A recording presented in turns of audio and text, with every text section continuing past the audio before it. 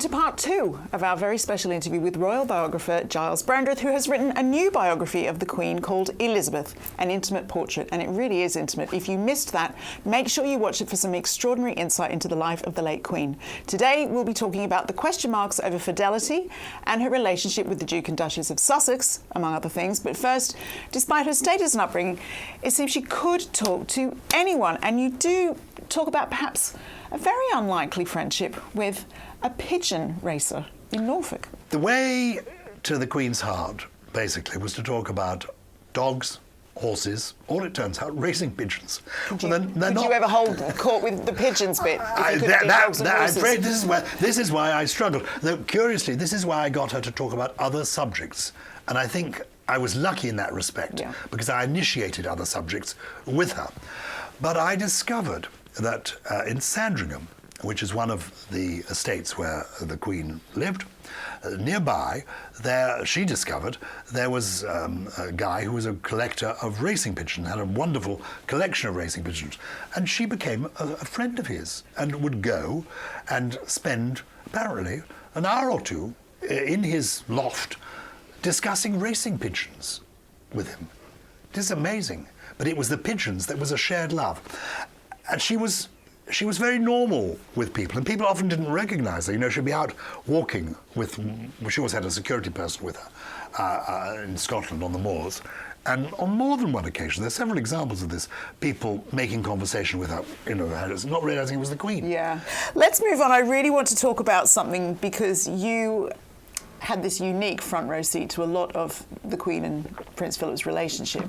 And obviously over the years, there's been so much speculation.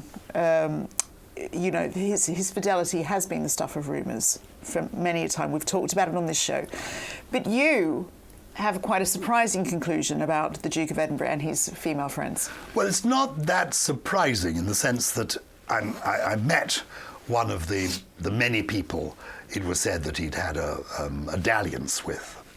And I talked to her at length, and indeed the conversation I quote in this book. In an earlier book, I explored each one of the stories about him, in a book about him, and couldn't find any truth in them. As he said to me, you know, I've had a policeman with me since 1947. I think by now somebody would have discovered something if there was something to be discovered. And I mean, he found it very annoying and more hurtful than I thought he would. In the 1990s this was, he opened a drawer and he produced a file of cuttings from newspapers. A lot of them, I'm afraid, American newspapers, and more of them Australian newspapers, alleging, you know, romances, none of which were true. And he said, what can I do? If I take these people to court, it becomes more of a story. But what is interesting about the Queen and Prince Philip is they both had their own lives as well as their life together. And they gave each other a great deal of freedom. And they had their own passions. The Queen's passion for her dogs, for her horses, was very real. It's when she came alive. If ever you want to see a picture of happiness, look at a photograph of the Queen when one of her horses is winning a race. The Duke of Edinburgh had his own interests, hobbies, enthusiasms, and friendships. The Queen had her own friendships. For example, she had a racing manager called Lord Carnarvon, who was known as Portray because he'd been Earl of Portchester beforehand. The Crown sort of insinuated something there, there was something going on there. The idea is totally preposterous. Anyone who knew the Queen's commitment to faith, I mean, it is just preposterous. But I did actually confront the eldest son of Lord Portchester about it. I said, you know, did your father know? Did the Queen know? And he said they both knew. And my father found it deeply embarrassing. And my mother, and they were real friends of the Queen and the Duke of Edinburgh, who used to go there for their wedding anniversary. But the photographs, of course, were always only of the Queen and Lord Carnarvon, never of Prince Philip and Lord Carnarvon's wife. So it was being slanted. The same with Prince Philip. People wanted the story to be true, but he certainly did have, I suppose you might even call them romantic friendships, intimate friendships, with people who shared passionate interests in the kind of things he was enthusiastic about. But I don't think anything, in quotes, happened. Do you think the rumour mill was fuelled a little by, particularly, they did often, as you say, have separate interests, separate lives, to the point where the Queen sort of said to one of her staff, will you phone Prince Philip? I haven't seen him in 6 months. Is he still alive? Yes. Yeah. I think that was meant as a joke. But yes, in retirement, when he retired, aged 97, having given, as it were, 70 years of unstinting service, never having put a foot wrong, literally having walked one step behind the Queen, turning up on the right day, in the right uniform, at the right time, and never upstaging her, always supporting her. If you travelled as I did, and it was really through knowing the Duke of Edinburgh and serving on one of his charities that I had opportunities to meet the Queen, so I was often with them both. The focus was on her, and he would keep the press out of the way. Get out of the way! Get out of the way! People want to see the Queen. He really looked after her. And when the time came for him to retire, and she pressed him to retire, because he was getting older, yes. and I think he was, he'd done enough. He felt he'd done his bit. She wanted him to feel free. And she was going to go on doing her duty, because that was paramount. That's what kept her going, doing her duty. And so he basically set up home in a house on the Sandringham estate, where he would stay during the week when she was in London or Windsor doing her work, and then at weekends they would meet up at the big house. But he lived there. And then during COVID, interestingly, they got together and formed a bubble and found it rather suited them. And so towards the end, they went to live at this farm cottage themselves, as a little double act. And they were people of their generation. It irritated them that they used to have, I don't know what it's called in other countries, Tupperware, plastic boxes which they would keep their breakfast fresh. And years ago this was photographed, and they were rather insulted that people mocked them, and they were just economical. And the Queen was so pleased when I said to her, I can't stand the way my children leave the lights on. She said, oh. She said, do you? I said, they do. She said, well, I used to go around Buckingham Palace trying to turn off the lights. She said, but Buckingham Palace had a lot of lights, and I couldn't always find where the switches were. So, I love the idea of her, the hands-on Queen. But see, what is difficult for us is they were real people, and they were also the Queen and Prince Philip. And sometimes people who met them as real people found it very difficult. David Cameron, Prime Minister. The Prime Minister always would go up to Scotland, spend a weekend with the Queen during the summer break. And they would go for a picnic. And the Queen and Prince Philip would serve them. Prince Philip would do the barbecue, and the Queen would serve people. And David Cameron, British Prime Minister, for a number of years, just couldn't get his head around this. This is the Queen. This is Queen Victoria's great. This is the descendant of Elizabeth. And she's bringing me the sausage and mash. I don't know, And then she's doing the washing up. I don't think I can cope with this. But for the Queen, it was normal. And of course, it was a life of service. And indeed, one day, after he'd been Prime Minister for a few years, he thought, well, actually, I'm here, I'll help out with the washing. I'll do it like I do it at home. So he got up and began putting on the gloves to do the washing up. And the Queen said, what on earth does the Prime Minister think he's doing? Back in your place. We are the hosts here. I love that. That's such a charming story. But I want to move on to something that possibly in later lives wasn't so charming for the royal family. But there has been so much controversy about our Californian royals, Harry and Meghan. Yeah. There was a lot of reporting at the time that she was unhappy that they'd chosen to call their daughter Lilibet, but you think that's not the case? No, I don't think it is the case. The Queen was essentially a very even-tempered, loving person and an accepting person. And as I understand it, the truth of this is that Prince Harry, whom she certainly loved hugely, and I was told on good authority that whenever Prince Harry called, he was put through straight away to the Queen. And as I understand it, Prince Harry phoned the Queen and said, "We got the baby, it's a girl, and our plan, and we hope you'll like this, is to call her Lilibet. What do you think?" So the Queen thought, well, oh, how lovely, well done. People around her, because Lilibet was very much, it was a name invented, really, by her grandfather, Yeah. George V, who, in my book, is an important figure. Because remember, what I was trying to do was find out why she was this remarkable and unusual human being. And her grandparents are very much part of that story, as well as her own parents. And because of the way she said her name, she became nicknamed Lilibet. And it was a very intimate name, used by very few people outside her closest circle, members of her family, and for example, people like, she had a nursemaid who looked after her called Bobo MacDonald, who went everywhere with her, and rather alarmed the Duke of Edinburgh, because when he turned up on their honeymoon, Bobo came too. He went into the bathroom, and there was the Queen getting ready to have a bath, and sitting on the edge of the bath was Bobo. This is the start of a worrying rumour, Gyles. And testing the temperature. And you thought, what is this woman doing in here? Anyway, the point is very, very few people, except people who'd known her when she was a little girl, called her Lilibet. Even her childhood friends, who when she was 5 or 6 or 7 called her Lilibet, when she became a teenager, they realised that she wasn't to be called that anymore, and they began calling her Elizabeth, or Princess Elizabeth, or eventually Your Royal Highness. So people understood that it was an intimate name. So others around her may have felt that it was not quite right, a bit of an impertinence, a bit presumptuous. I don't think the Queen felt that at all. And I do know that when she heard that in fact they were abbreviating it often to Lily, she thought, oh, that's right, that's rather nice. So the Queen, and I know she expressed about the Oprah interview, while I know the Duke of Edinburgh would have thought that a bad idea, simply on principle, don't talk about it. The Queen, television nonsense, I don't think we need to worry about that. The Queen wanted Meghan to make a success of the marriage and of her new role, and indeed I think did everything that she could to encourage that. I think she suggested to her that Sophie Wessex, who certainly was a favourite with her and had been through it because she had married into the royal family and married Prince Edward, might help her be a sort of mentor.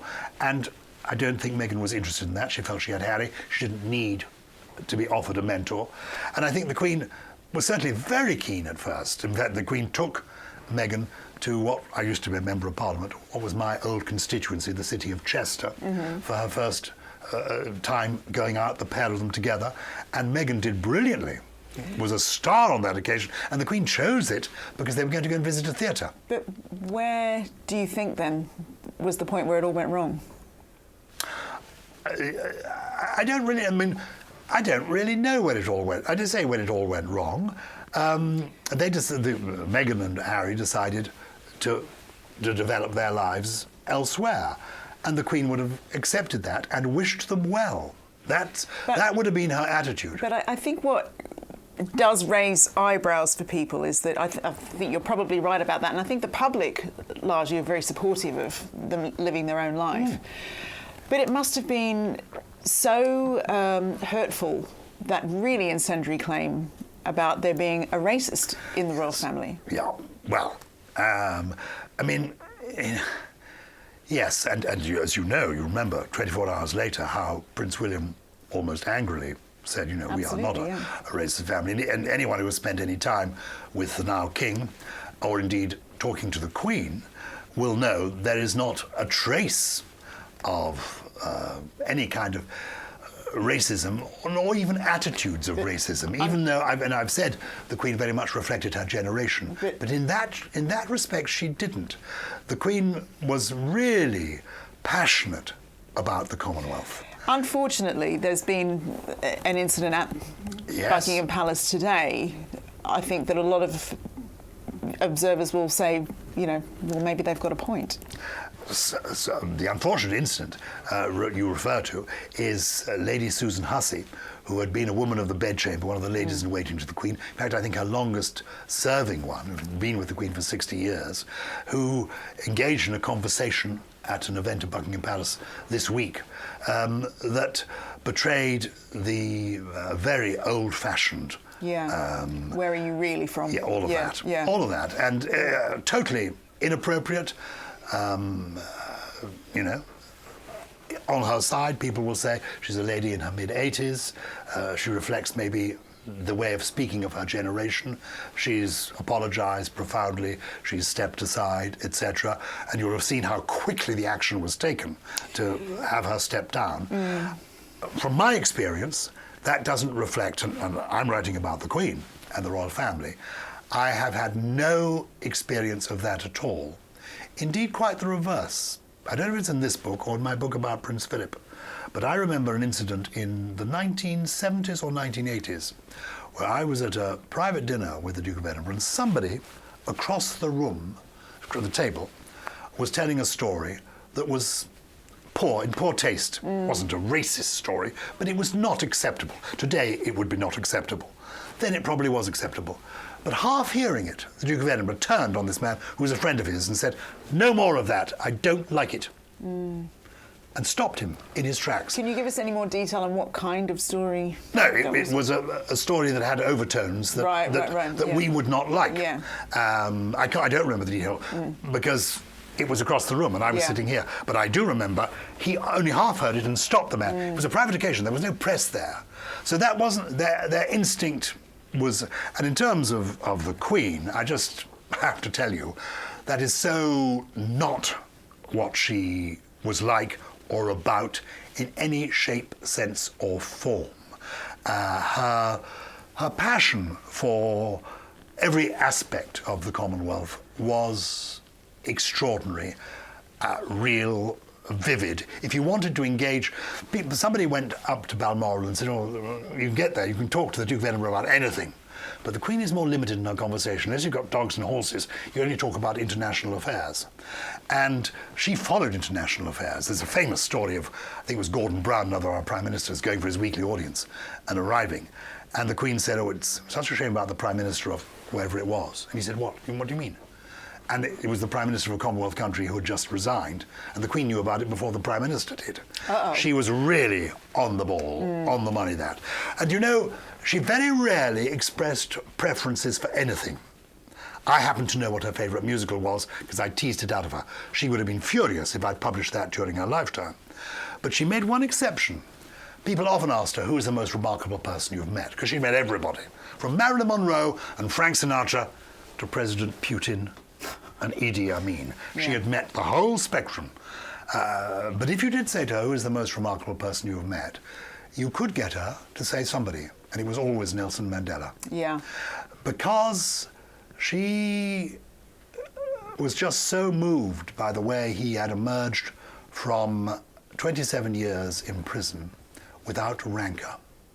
And it's interesting to note that her last act, the Queen's last official act, before her final day, when she met her last Prime Minister and, you know, said goodbye to the one before, her last official act the week before was to choose the people to become the members of an order called the Order of Merit, which is one of the most senior orders in our country, instituted more than 100 years ago. And she chose a black actress, presenter, writer, personality from a Trinidadian heritage who came here. Do you know her name? Yes, Fluella Benjamin. Oh, yes, of course. She was reading Fluella's book, and Fluella's a friend of mine, and she was reading Fluella's book about Fluella's childhood. And Fluella Benjamin wrote this book about coming to Britain as a little girl to join her parents who were already here. And it's a very moving book about what it's like to come from the Caribbean and to come to Britain, where there was still a lot of racism, and to hear the most terrible things said to you when you're a little girl. I mean, I've done a podcast with Fluella, which we're airing on Christmas Day because I was so moved by it. And she talked about all this, and the Queen read this book. And the Queen met Fluella, and they got on like a house on fire.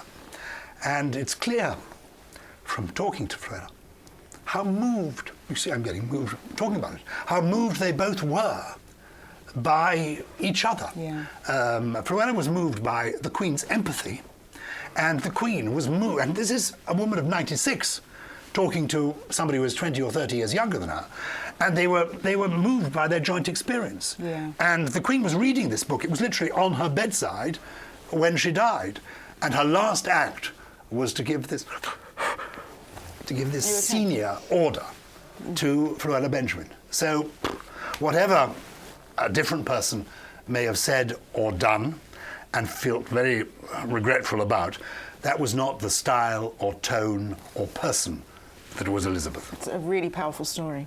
Now, the King has come to the job with a very full in tray. We talk about it a lot on the show. What are his priorities?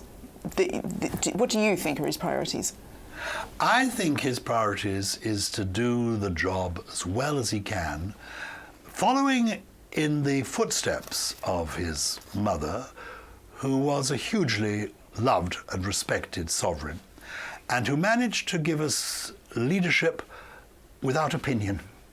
She led by example. She led by the quality of her values. She didn't lead by expressing views on this and that. And I think the King made it clear in his first statement that he was going to follow her example, that he knew what a constitutional monarchy is all about. And one of the reasons that this curious system we have in this country, and it is a bit odd, we're in 2022, 2023, that we have this system that's going back more than 1,000 years, where we call somebody Your Majesty. They sit on a throne, they wear a crown. This is why people are so fascinated by it. It is fascinating because it combines history, heritage, and fairy tale.